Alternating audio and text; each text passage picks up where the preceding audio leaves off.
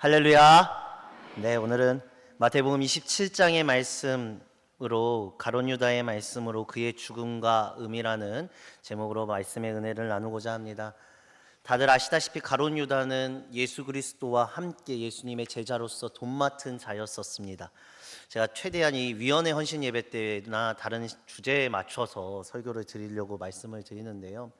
이 단순하게 재정이라는 관점에서 가룟 유다를 보는 게 아니라 우리 모두가 헌신하고 있는 사역자이기 때문에 그 사역자의 마음으로 오늘 말씀을 받으셨으면 좋겠고, 특히나 재정위원회는 오늘 말씀을 더욱더 깊이 받아 하나님의 은혜를 누리시기를 소망합니다.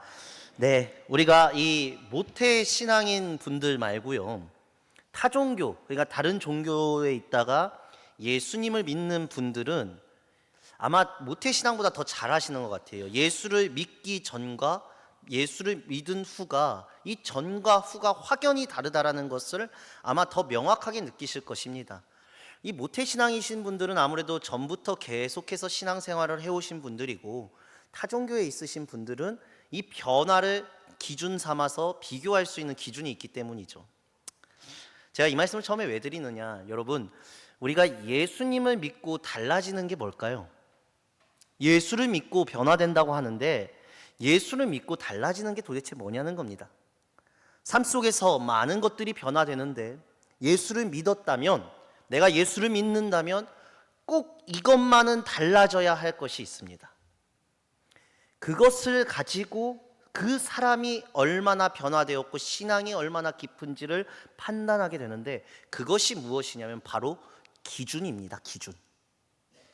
그 사람이 삶을 살면서 얼만큼 자신의 삶의 기준이 변화되었느냐, 어떤 변화된 기준을 가지고 살아가느냐에 통해서 신앙의 척도가 가늠될 수 있는 것이고, 그것을 통해서 신앙인의 시야가 변화되게 되거든요. 예수 믿고 변화되었다라는 말은 자신의 삶의 기준이 예수님을 통해 얼마나 변화되었냐, 그 기준의 변화점을 묻는 거예요. 사실은요, 예수를 믿고 가장 중요한 것은 내가 보이는 것, 보이는 방법, 생각하는 것, 그 모든 것들의 기준을 어디에 두고 있냐라는 문제라는 겁니다. 제가 이 말씀을 왜 전하냐면, 오늘 본문의 이 가룟 유다의 죽음을 바로 이것이 다루고 있기 때문입니다. 이 성경에서 저도 강조하지만 성경에서도 제가 가룟 유다를 꼭 말씀드릴 때 꼭 비교하는 게 베드로거든요. 사실 이게 제가 비교하는 게 아니라 성경에서 가룟 유다와 베드로를 정말 많이 비교해서 말해요. 둘은 똑같이 예수님을 배반한 사람이거든요. 베드로도 이 오늘의 본문 말씀 전에 예수님을 배반했고, 가룟 유다도 오늘 본문에 보면 예수님을 배반했습니다. 우리가 성경을 보는 이미 시선이 달라서 그렇지, 사실은요, 이 중심에 들어가면 가룟 유다가 더 멋진 사람입니다. 왜냐하면요, 가룟 유다는 자신의 잘못에 책임을 지고 죽은 거고요, 베드로는 죽기까지 예수님을 따른다고 하면서 배반하고 거짓말하고 그 후에 부활하신 예수님 만나면서 슬그머니 예수님한테 다시 따라갔던 존재가 베드로거든요. 우리의 시선을 봤을 땐 책임지고 멋지게 잘못된 걸 책임지는 가룟 유다가 사실은 더 멋진 거예요. 우리는 결론을 알아서 가룟 유다가 나쁜 사람 하지만, 이러한 편견 없이 본다면 가룟 유다가 더 신념 있는 사람입니다. 솔직히 말씀드려서요. 왜냐? 가룟 유다는 자기의 잘못을 깨닫고 자신이 죽었으니까요. 근데 성경은 이걸 이렇게 증언하지 않는다는 거예요. 신념 있는 사람으로요. 왜 성경이 가룟 유다를 신념 있는 사람으로 얘기하지 않냐? 여기에 세상적인 기준과 세상적인 것으로 시선을 보면 가룟 유다를 잘못 보기 때문입니다. 세상적인 기준에선 가룟 유다가 멋있는 사람 맞아요. 그러나 하나님의 관점, 하나님의 기준에선 가룟 유다가 무엇인가가 잘못되었다라는 겁니다. 자, 예수님께서 대제사장들 앞에 끌려갑니다. 베드로는요, 이 대제사장들 앞에 끌려갈 때까지 베드로가 끝까지 쫓아가요. 그래서 그 마지막에 대제사장들에게 잡혔을 때 베드로가 거기서 3번을 부인하거든요. 예수님을 모른다고요. 그 자리에, 그런데 사실 우리는 베드로만 있었다고 생각하는데 그게 아닙니다. 그 3번 예수님을 부인하던 자리엔 가룟 유다도 있었어요. 가룟 유다도 유심하게 세무일하게 예수님을 신문하고 있는 그 과정을 베드로와 똑같이 바라보고 있었다는 거예요. 어디 도망가 버린 게 아니에요. 그 신문 과정을 보다가 예수님께서, 가룟 유다가 이렇게 생각해요. 예수님께서는 무죄한 사람이었다. 내가 무죄한 자를 팔았구나. 그리고 그것을 깨닫고 대제사장들을 쫓아가는 거예요. 이제 그러면서 가룟 유다가 고백하는 게 오늘의 본문이라는 겁니다. 우리는 이 가룟 유다를 정말 오해하고 있어요. 예수님을 배신한 가룟 유다, 배신한 이유가 있을 거 아니에요. 그런데 오늘 본문을 보면은요, 이 돈을 던져버려요. 우리가 다 알다시피 자기가 예수님을 판 돈을 다시 던져버린다는 겁니다. 이 말은 돈 때문에 예수님을 판 게 아닌 것처럼 우리가 느껴져요. 어떤 의도인지 모르겠지만 예수님의 고난과 예수님의 법정을 가룟 유다는 세심하게 봤습니다. 예수님이 재판받으시는 그 과정을요. 그리고 이제 와서야 자기가 실수했음을 알고 후회하고 있어요. 그러면 이 점에서 우리가 깊게 생각해 볼 점이 있다는 거예요. 단순하게 가룟 유다는 나쁜 놈 이러고 끝날 게 아니라는 거예요, 여러분. 그렇게 후회한 자가 오늘 대제사장 앞에서 고백하는 예수님의 의미가 우리에게 어떤 의미로 다가오느냐가 오늘 말씀의 핵심이거든요. 첫 번째, 이 고백을 볼 때, 우리가 볼 때는 이 고백이 그리 나빠 보이지 않는다라는 겁니다. 자, 여러분들 마음을 조금만 넓게 생각하시고 가룟 유다가 나쁜 놈이다라고 생각하지 마시고 오늘 본문 3절에서 5절을 보시면은요, 3절에서 5절이 이렇게 얘기합니다. 우리 다 함께 읽겠습니다. 시작. 그때에 예수를 판 유다가 그의 정죄됨을 보고 스스로 뉘우쳐 그 은 30을 대제사장들과 장로들에게 도로 갖다 주며 이르되 내가 무죄한 피를 팔고 죄를 범하였도다 하니 그들이 이르되 그것이 우리에게 무슨 상관이냐, 내가 당하라 하거늘 유다가 은을 성소에 던져놓고 물러가서 스스로 목매어 죽은지라. 아멘. 자, 이렇게 만약에 현실에서 일이 벌어진다면 아마 가룟 유다에 대해서 돌을 던질 수 있는 사람은 그 누구도 없다는 겁니다. 이것만 떼놓고 보면요. 왜냐? 예수님의 제자들 다 배신했잖아요. 예수님 다 배신했어요. 예수님의 제자들이요. 가룟 유다만 배신한 게 아니라고요. 물론 적극적으로 배신한 의도가 있었던 것도 아니었지만 몇몇의 제자들에겐 소극적으로도 고난받고 있는 예수님을 단 한 명도 변론해주지 않았고 막아서지 않았어요. 다 배반한 거예요. 예수의 제자들 모두가 예수를 배반했다는 겁니다, 여러분. 그런데 우리가 여기서 제가 틀어서 생각해 볼 건 뭐냐면, 결국 제자들은 예수님이 법정에 서실 때도 십자가에 지실 때도 각자 다들 자기의 길로 갔지만 적어도 가룟 유다는 죄책감과 이 뉘우침을 가지고 자신이 그것에 대한 책임을 졌다는 거예요. 오늘날 우리가 이 시대에, 우리 시대의 법으로 본다면 유다가 자살해 죽은 것으로 더 이상 죄를 물으면 안 된다. 그러면서 판사가 이렇게 얘기했죠. 그래도 그의 행위는 의리가 있는 행동이었다 라고 판결할 겁니다. 자, 한번 생각해 보세요. 가룟 유다는 무슨 생각으로 대제사장을 찾아갔을까요? 무슨 생각으로 대제사장을 찾아가서 예수님이 무죄하다고 얘기했을까요? 그리고 그가 그렇게 얘기하면 끝난 걸까요? 여러분, 당시에 대제사장들과 장로들이 얼마나 간교한 사람인 줄 아세요? 이 대제사장들과 장로들은요, 신앙을 잃어버린 자가 신앙의 이름으로 가장 강한 권력을 잡았었던 사람들이에요. 신앙이 없었던 사람들이 신앙의 이름으로 권력을 잡았다고요. 세상에 이렇게 간교한 자가 없습니다. 이들이 지금 앞에 보면 예수님을 빌라도로 넘기고 그 넘기는 상황 속에 가룟 유다가 찾아온 거거든요. 이 대제사장들과 장로들이 왜 빌라도에게 예수님을 넘겼냐면 당시에 사형을 시키기 위해서는 사형의 권한이 로마에만 있었기 때문이에요. 그래서 이 대제사장들이 간교하게 죽이기 위해서, 예수를 죽이기 위해서 일부러 빌라도에게 넘긴 거예요. 그리고 더군다나 원했던 건 뭐냐, 얼마나 더 간교한 사람들이냐, 이 사람들이 로마의 권력과 부딪히기를 원했어요. 단순하게 이스라엘의 정치 사범이 아니라 로마의 정치 권력과 부딪힌 사람으로 예수를 만들어서 예수를 추락시키려고 했던 사람들이 대제사장들과 장로들이에요. 그래서 로마의 힘을 빌리기 위해 거기다 팔아버린 거예요. 자신들의 힘은 최소한으로 발동하고 다른 사람, 더 큰 로마의 힘을, 권력을 끌고 와서 이 예수님을 죽이는 것, 정말 간교한 사람들이에요. 그런데 신앙이 있다고 얘기하는 사람들이에요. 그래서 이들이 어떻게 하냐면, 산헤드린 공의회는 당시에 밤에 모이면 안 됐어요. 그런데 예수님을 빨리 밤에 모여서 판결해 버리고 낮에 정시 판결 받고 이 일을 빨리빨리 처리해 버리는 거예요. 간교한 사람들이니까.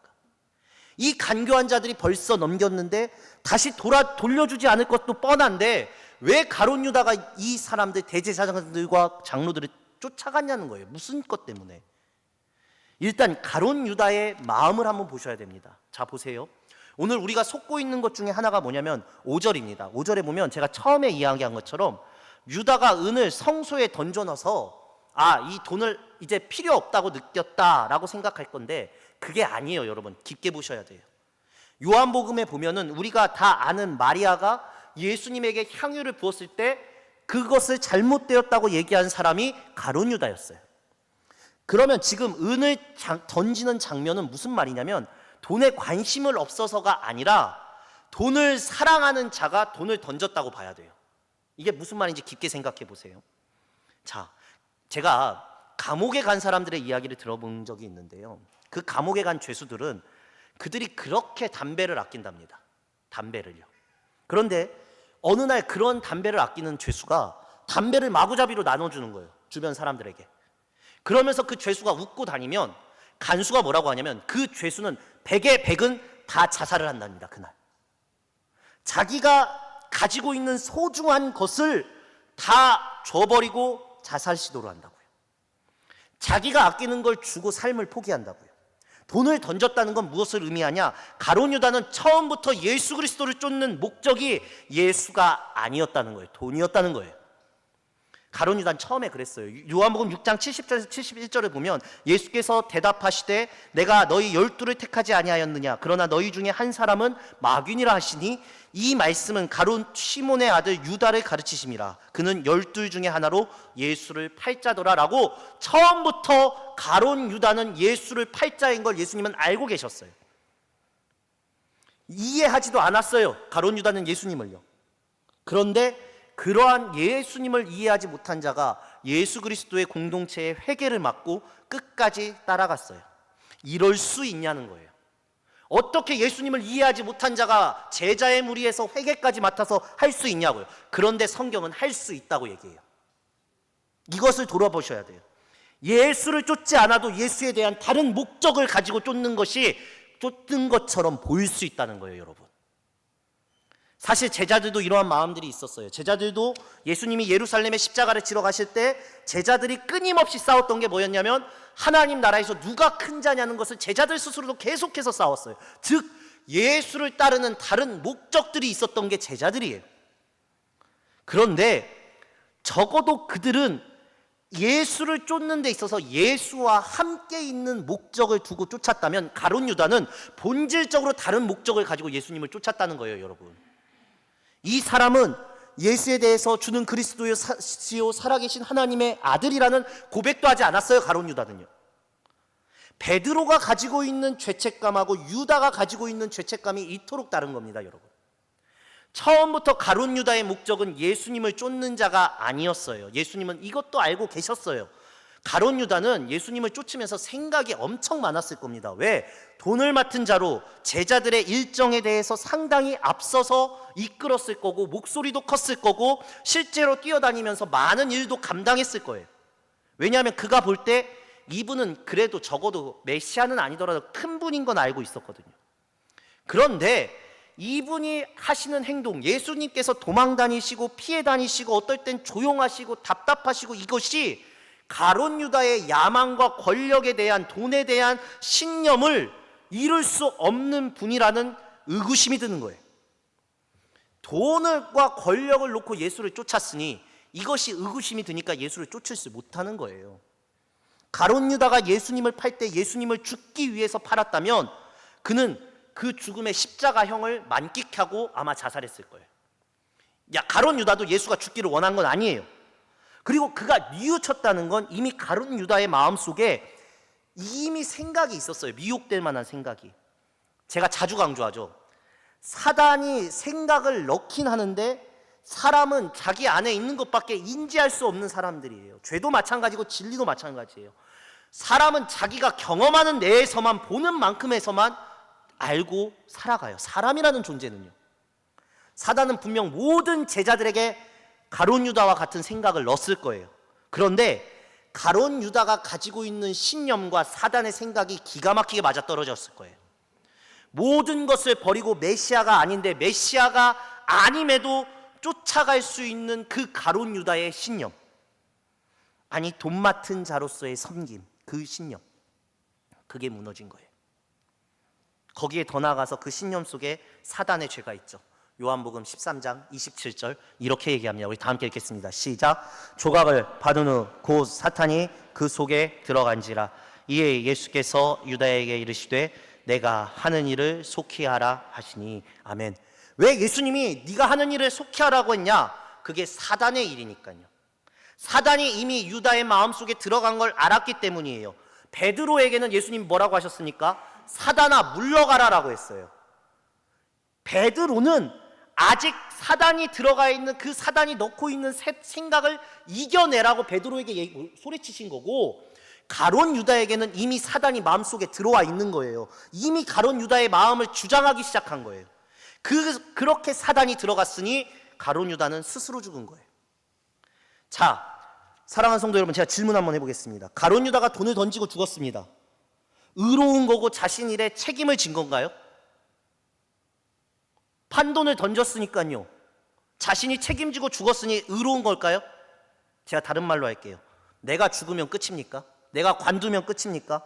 내가 실수했으면 잘못했습니다 하고 내가 죽으면, 내가 책임을 놔버리면 끝입니까? 이 논리가 안 맞다는 겁니다, 여러분. 여러분들이 기억하셔야 될 게 이 가룟 유다에 대해서 이 말씀을 기억하셔야 돼요. 두 번째, 진짜 자신의 죽음으로 이것이 책임질 수 있는 사건입니까? 제가 세상의 기준과 마인드로 가룟 유다를 보지 마시라고 얘기했습니다. 우리는 모두 하나님의 심판대 앞에 서는 사람들이에요. 책임은요, 하나님의 심판대에서 하나님이 물으십니다.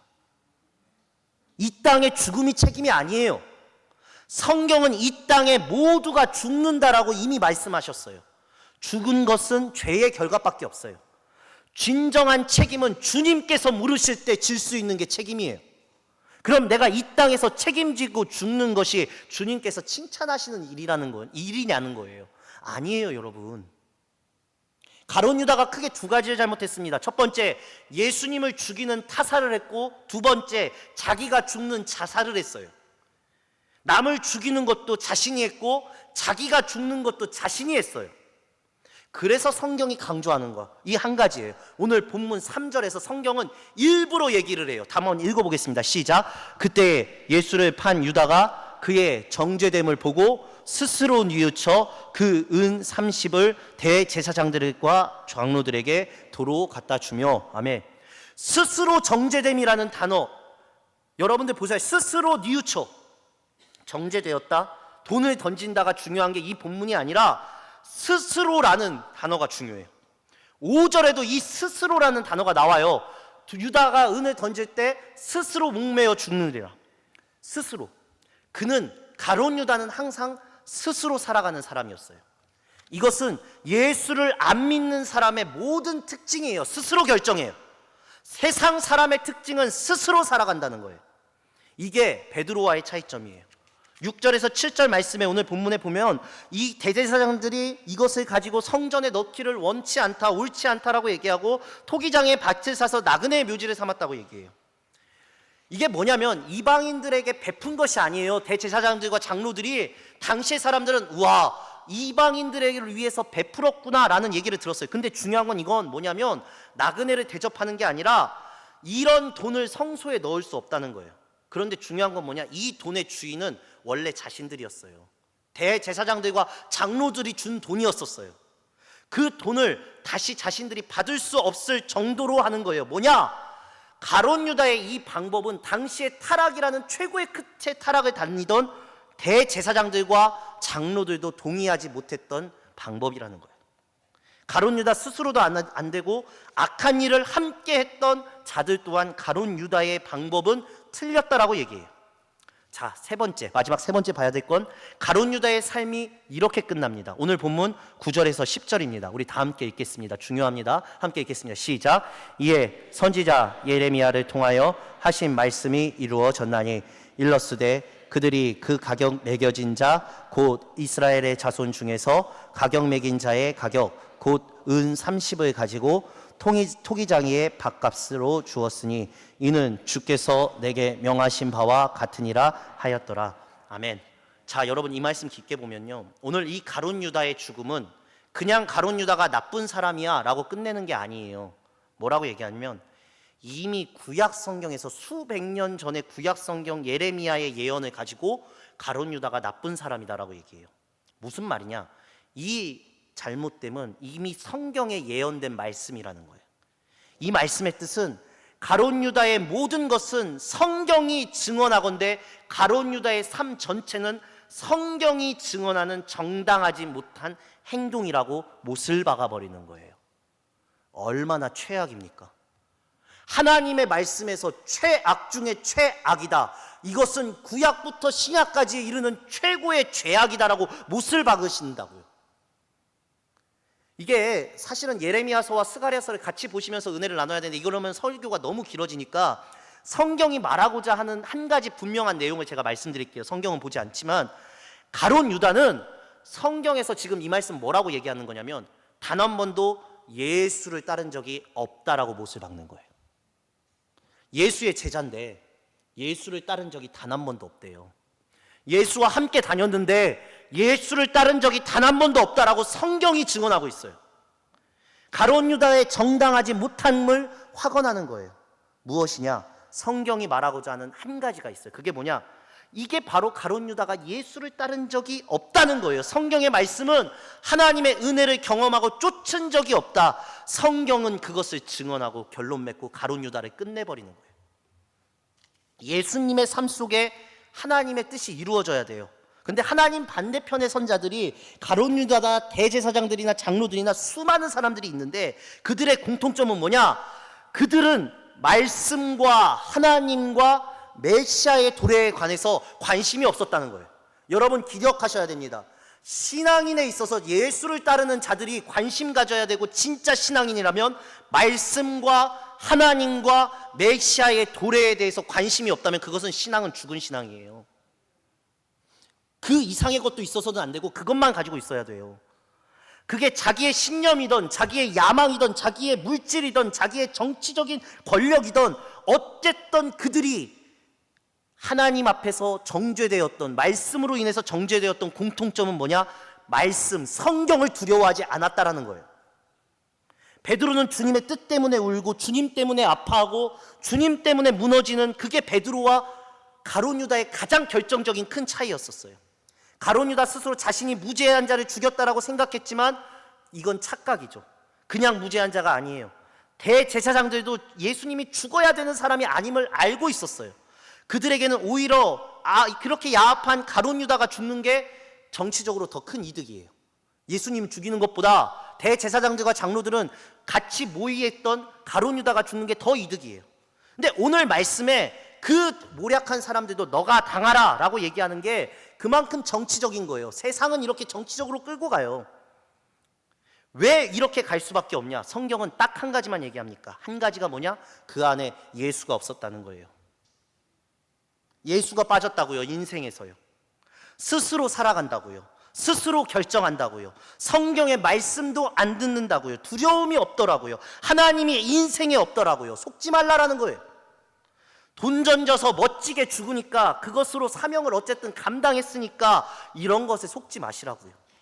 여러분 이 땅에서 속지 마시라고요. 세상 사람 보기에는 멋지고 세상 사람 보기에는 책임질 것 같고 세상 사람 보기에는 가룟 유다가 의로워 보인다니까요, 여러분. 근데 이게 성경은 전혀 의롭지 않다는 거예요. 주님 때문에 울고 있느냐? 주님을 쫓고자 하는 마음이 있느냐?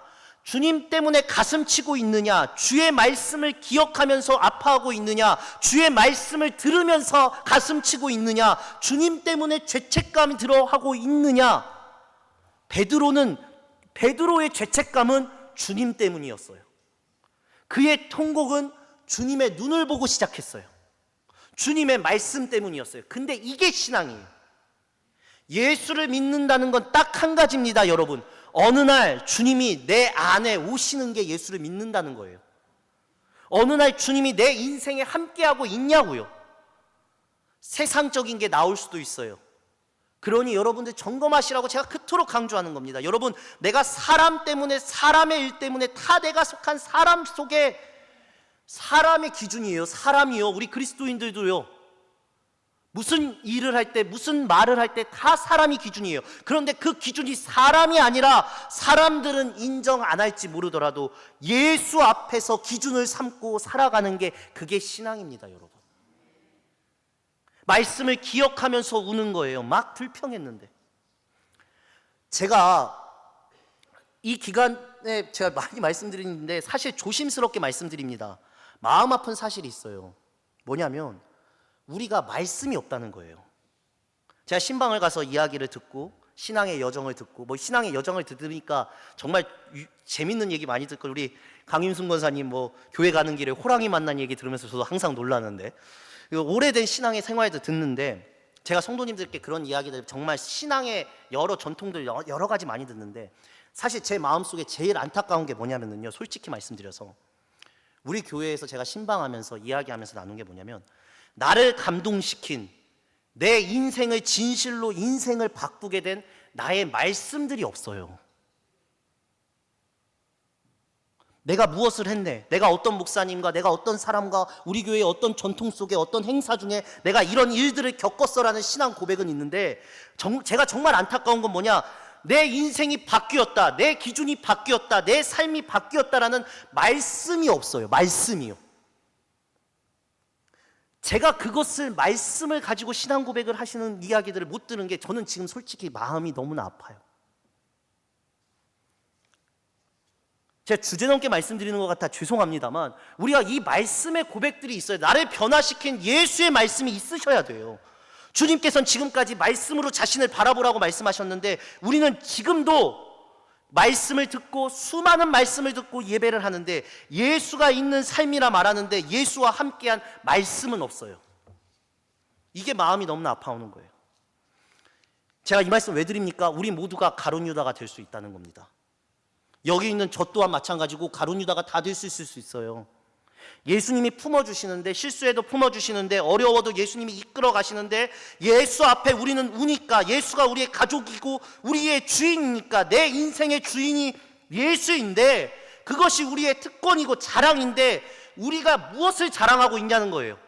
요한복음 1장 1절이 이렇게 얘기합니다. 태초에 말씀이 계시니라 말씀이 하나님과 함께 계셨으니 이 말씀은 곧 하나님이시니라. 가룟 유다에게 성경은 이렇게 말하고 있어요. 네가 아무리 의롭다 하더라도 네 스스로 살아가는 삶은 그게 저주다. 그게 죄악이다. 예수 곧 태초에 말씀이 빠진 삶은 너는 죄악으로 갈 수밖에 없다. 이걸 성경이 예레미야의 예언으로 딱 증언하고 있다고요. 예수님 말씀처럼 차라리 이 세상에 나오지 않았으면 좋았을 것을. 여러분들 나중에 심판대 앞에 서서 예수님한테 이 말씀 들으면 마음이 무너지지 않겠습니까? 나 잘한 것 같은데, 나 신앙생활 잘한 것 같은데 예수님께서는 그러시는 거예요. 너 뭘 잘했냐? 네 인생에 예수가 있었냐? 너를 변화시킨 말씀이 무엇이냐? 그러면서 얘기하는데 차라리 네가 이 땅에 나오지 않았으면 좋았을 것을. 이 이야기를 가룟 유다만 듣는 것이 아니라 저도 여기 계신 여러분들도 심판대 앞에서 들으실 수 있다는 걸 정말 뜨겁게 이렇게 마음속에 요동치시기를 간절히 소망합니다. 예수가 없는 인생은 종말입니다. 여러분, 그런데 우리에겐 예수님이 계십니다. 시간은 지나가는 것입니다. 그러나 예수님 앞에 선다면 우리에게 오는 영원한 시간과 영광은 장차 고난에 비교할 수 없다는 것을 여러분들 꼭 기억하시길 바랍니다. 여러분이 부족해서 울고 부족해서 넘어질 수는 있지만 예수님께서 이렇게 얘기하시는 거죠. 예수 앞에서 울고 나 붙잡고 예수 바라보면서 한 걸음 한 걸음 예수와 함께 걸어가는 주의 자녀가 되어라. 이 간절한 외침이 우리 사명을 감당하는 우리 귀한 모든 성도님들에게 울려 퍼지시길 간절히 소망합니다.